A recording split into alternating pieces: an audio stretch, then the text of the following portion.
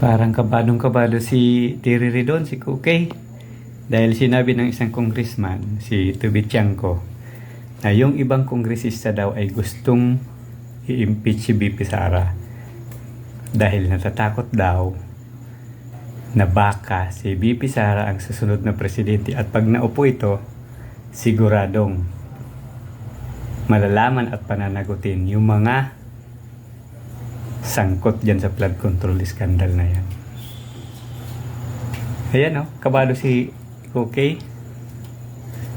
Nagtanong nga siya, o nagsabi nga siya, dapat pangalanan. Ito, panoorin natin yan. Halatang halata sa pagsasalita, kabado siya.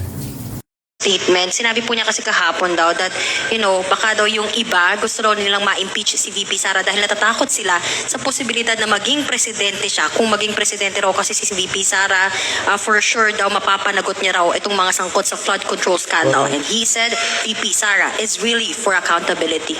Correct.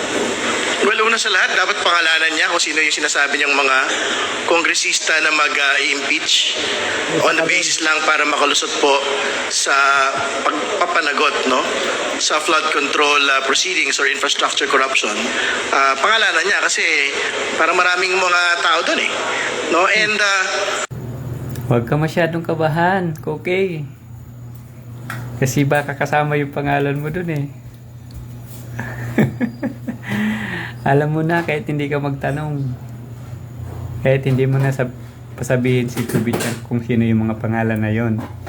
Alam mo na yun. Imposibleng hindi mo alam. Diba? Alam mo kung sino mga tumatanggap ng mali-malitang kwarta. Hey, ito talaga si kabayan Terry Ridon Kukay. Sayang ang siopaw na mukha.